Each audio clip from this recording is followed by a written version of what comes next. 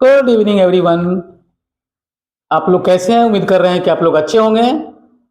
आज class 10 physics का पहला चैप्टर प्रकाश का परावर्तन, उसके कुछ टर्म को देखेंगे। उसमें हम आज देख रहे हैं दर्पण। दर्पण हमारा मिरर वो वैसा वस्तु होता है जिसका कोई एक सतह परावर्तक होता है, यानी उस पर प्रकाश पड़ने के बाद फिर लौट जाती है और लौट के किसी वस्तु की छवि, किसी वस्तु का इमेज हमारे वहां बनाती है। यह दर्पण जो है यहां हम दो तरह का देख रहे हैं। एक है समतल दर्पण, प्लेन मिरर, वैसा दर्पण जिसका परावर्तक पृष्ठ समतल हो, जिसका परावर्तक पृष्ठ समतल होगा, वो समतल दर्पण है। दूसरा गोलीय दर्पण, स्फेरिकल मिरर। गोलीय दर्पण वह दर्पण होता है जो किसी खोखले गोले का भाग होता है। गोलीय दर्पण खोखले गोले का भाग होगा। ये देख रहे दर्पण बन जाएगा, खोखले गोले का भाग होगा और इसकी जो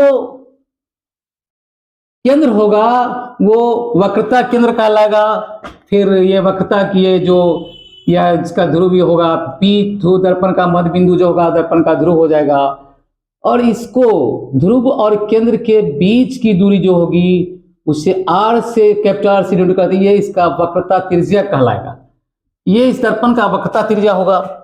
अब ये गोलीय दर्पण जो होता है यहां दो तरह का देख रहे हैं। एक है अवतल दर्पण, कनकेव मिरर, अवतल दर्पण कनकेव मिरर। दूसरा उत्तल दर्पण, कन्वेक्स मिरर। थोड़ा सा जान ले, कनकेव मिरर जो होगा, अवतल दर्पण जो होगा उसका बाहरी भाग यानी उभरा हुआ जो भाग होगा ना, उभरा हुआ भाग वो रंजित होगा, रंगा हुआ होगा। लेकिन उत्तल में होगा उसका भीतरी वाला, जिसका पीठ रंगा हुआ हो अवतल और जिसका पेट रंग दे उत्तल। यही है, पहचान है। अवतल का बाहरी भाग उभरा हुआ भाग रंजित होगा, रंगा हुआ होगा, और उत्तल का भीतरी भाग। अब क्वेश्चन एक होता है कि अवतल दर्पण में अक्सर पूछा जाता है, बहुत बार पूछा जाता है, इसको हम मोस्ट इंपोर्टेंट क्वेश्चन ही जान लें और ये तैयारी कर लेने का क्वेश्चन है क्योंकि बहुत इंपॉर्टेंट है इस वर्ष के लिए। वो होता है कि अवतल दर्पण में दिखावे कि F = R/2। दूसरे तरह से कभी लिखा जा सकता है कि दिखावे कि फोकस दूरी वक्रता त्रिज्या क्या दी होती है। कभी कभी उलट के कहता है कि वक्रता त्रिज्या जो होता है वो फोकस दूरी की दूनी होती है। जो कुछ भी पूछे हम इसके लिए क्या करते हैं कि एक ड्रॉ करते इस तरह से एक अवतल दर्पण।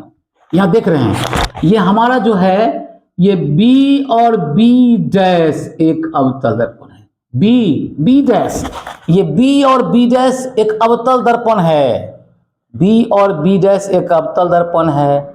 हमारा ये PC दर्पण का मुख्य अक्ष है, P दर्पण का ध्रुव है, C दर्पण का वक्रता केंद्र है और वक्रता केंद्र और ध्रुव को मिलाने वाली जो रेखा होती है वो कहलाता है मुख्य अक्ष।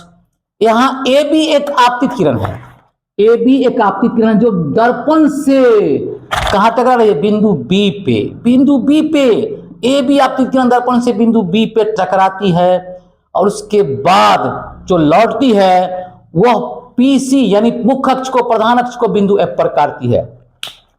ये बिंदु F पर काटती है लौटने वाली किरण इसे काटती है F पर, और यह F जो है इस दर्पण का फोकस होता है। F दर्पण का क्या होता है? फोकस होता है।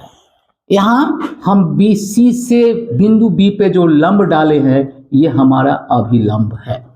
अब हो गया हमारा वक्रता केंद्र C और ध्रुव P के बीच की दूरी वक्रता त्रिज्या कहलाती है, जिसको हम यहाँ R से दिखा रहे हैं, कैपिटल R। ध्यान रखेंगे कैपिटल R, वक्रता त्रिज्या कैपिटल R। और फोकस और ध्रुव के बीच की दूरी, फोकस दूरी है स्मॉल f। फोकस और ध्रुव के बीच की दूरी small f, capital F focus, capital F focus, small f focus दूरी, और वक्रता त्रिज्या कैपिटल R यहां। ठीक है, वक्रता त्रिज्या कैपिटल R है। अब हम यहां देखते हैं, इस बात को हम लिखे हैं कि ए बी कोई अवतल दर्पण है जिसमें क्या होता है, ए बी किरण जो है ना इस प्रधान अक्ष के समांतर आपतित होती है। अब है कि परावर्तन का जो दो नियम है, परावर्तन का जो दो नियम है उसमें से दूसरा नियम कहता है कि आपतन कोण बराबर परावर्तन कोण। थोड़ा जान ले कि परावर्तन आपतन कोण होता क्या है। तो आपतित किरण और अभिलंब के बीच बना कोण आपतन कोण, जिसको आई से डिनोट किए हुए हैं। और परावर्तित किरण ये भी और अभिलंब के बीच बना कोण परावर्तन कोण। परावर्तन का दूसरा नियम क्या कहा, कहा कि आपतन कोण बराबर होगा परावर्तन कोण के। अब यहां देखिए आपतन कोण कौन है, ए बी सी, ये हमारा आपतन कोण है। परावर्तन कोण क्या है, सी बी एफ। हमने यहां लिख लिया कोण ए बी सी बराबर कोण सी बी एफ। इसको हमने समीकरण 1 बना दिया। कोण ए बी सी बराबर कोण सी बी एफ, ये कौन कौन हुआ, आपतन कोण, और इसको समीकरण 1 कर दिया। अब देख रहे हैं कि यहां हम पहले ही लिखे हैं कि ए बी आपतित किरण जो है वो प्रधान अक्ष पीसी के समांतर है, यानी ए बी समांतर पीसी। ये दो डंडा खड़ा है समांतर, ए बी समांतर पीसी, और ये जो है बी सी उसे यहां प्रतिच्छेद कर रही है। जब दो समांतर रेखा को कोई तिर्यक रेखा प्रतिच्छेद करती है तो पहले जान चुके हैं कि एकांतर कोण बराबर होते हैं, इसलिए यहां क्या हो गया, कोण ए बी सी, ये कोण ए बी सी यहां पे है, कोण ए बी सी बराबर कोण बी सी एफ, यहां वाला ये बी सी एफ, कोण बी सी एफ, ये हमारा एकांतर कोण है। और इसके हमने समीकरण 2 कर लिया। अब देख रहिए समीकरण 1 का बायां पक्ष कोण ए बी सी, 2 का बायां पक्ष ए बी सी, ये बायां पक्ष बराबर है इसलिए दाहिना बराबर होगा, और इसलिए लिखा समीकरण 1 और 2 से क्या, कोण सी बी एफ बराबर कोण B C F, C B F यहां और कोण बी सी एफ। देखिए इस त्रिभुज के दो कोण बराबर हो गए। अगर किसी त्रिभुज के दो कोण बराबर हो तो त्रिभुज होगा समद्विबाहु त्रिभुज। इसका मतलब है कि त्रिभुज बी सी एफ कौन त्रिभुज हो गया, समद्विबाहु त्रिभुज हो गया। अब समद्विबाहु त्रिभुज है तो इसका मतलब है कि इसकी दो भुजा बराबर होगी, यानी कौन इसके सामने की भुजा कोण बी सी बी एफ के सामने की भुजा सी एफ, और बी सी एफ के सामने की भुजा बी सी एफ के सामने की भुजा बी एफ, यानी क्या बराबर हो गया, सी एफ बराबर बी एफ। ये सी एफ बराबर बी एफ हम पहले देख लिए हैं कि दर्पण गोलीय होता है, ये गोला का भाग होता है, खोखला गोला का भाग। उस परिस्थिति में अगर हम कर ले कि ये बी बिंदु जो है अगर इस ध्रुव पी के अति निकट हो जाए, बिंदु ध्रुव बी पी के अति निकट होगा, उस परिस्थिति में हो सकता है सी एफ बराबर पी एफ। सी एफ बराबर क्या हो जाएगा, पी एफ, चूंकि गोलीय है, गोला है, एकदम स्फेरिकल है, तो हो जाएगा पी एफ, लगभग हो जाएगा सी एफ बराबर पी एफ। अब देखिए कि ये पीसी यहां से यहां है तो पीसी को हम लिख सकते हैं सी एफ जोड़ पी एफ, इतना जोड़ इतना, पीसी को सी एफ जोड़ पी एफ लिख सकते हैं। तो पीसी बराबर लिख दिया सी एफ जोड़ पी एफ।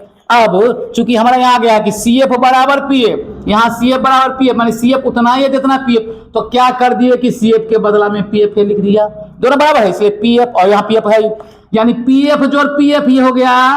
पी एफ को क्या लिखे हैं, पी एफ को हमने एफ लिखा है, पी और एफ के बीच की दूरी को स्मॉल एफ, तो इसलिए स्मॉल एफ, तो भी स्मॉल एफ हो गया, यानी कितना स्मॉल एफ 2f, इधर आर पीसी आर, वक्रता त्रिज्या को आर से, आर हो गया यहाँ से यहाँ पीसी के बीच की दूरी आर, तो आर बराबर हो गया 2f।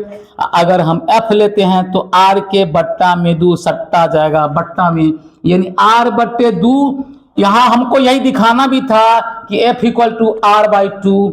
इससे हो गया कि फोकस दूरी वक्रता त्रिज्या की आधी होती है। यदि इसी को कहे तो हम लिख सकते हैं R equal to 2f, R equal to 2f।